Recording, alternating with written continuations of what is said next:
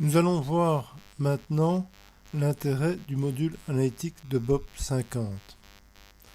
Sans avoir déjà validé les différents journaux, il est possible de visualiser certaines informations fournies par le module analytique. Il faut d'abord se rendre dans le menu Impression, descendre sur Analytique, ensuite nous allons commencer par l'historique croisé. Dans l'historique croisé, si l'on combine donc de la période d'ouverture à janvier, donc si l'on combine les plans CLI, PR et les comptes généraux de classe 700 000 à 746 000, il est possible déjà d'avoir certaines informations utiles. Ne pas oublier de cocher la case avec les écritures en attente. Ensuite, cliquez sur Prévisualiser. Apparaissent alors par province, Liège, Luxembourg, les chiffres d'affaires réalisés pour chaque type d'alcool.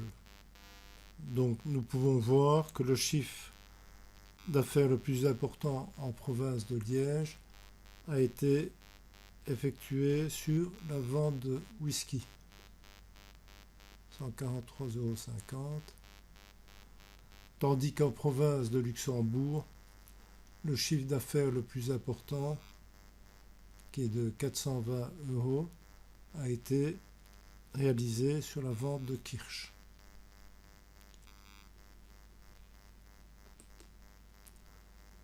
Maintenant, nous allons voir les possibilités offertes par la balance analytique croisée. Donc, retournez sur Impression, Analytique, descente sur Balance croisée. Donc, changer la période étoile 2012 par janvier 2012.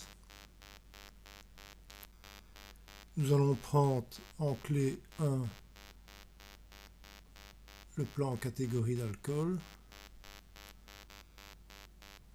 et en clé 2 les comptes généraux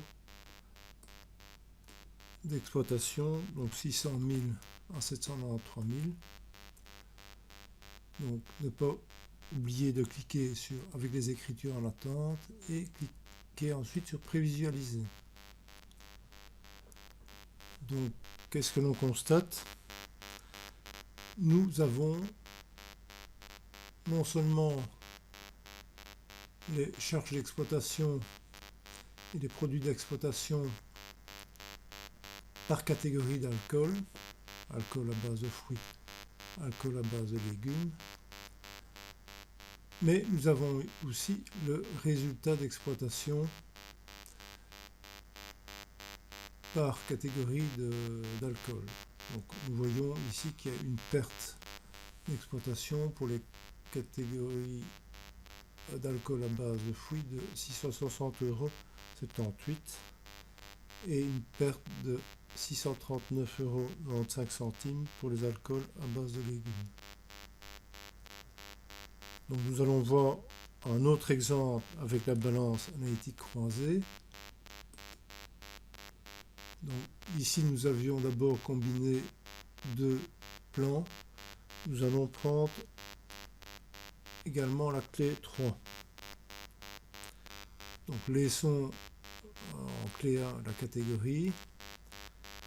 En clé 2, nous allons prendre les comptes de classe 7, de 700 000 à 746 000, on les compte de produits d'exploitation. Et en clé 3, par exemple, le type de client, donc CLI-T, le détaillant en particulier. On clique sur prévisualiser